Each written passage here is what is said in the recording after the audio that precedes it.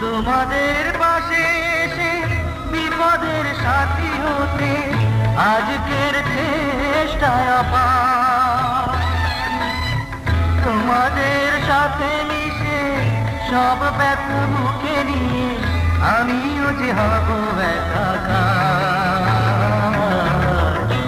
আজকের চেষ্টায় আপার।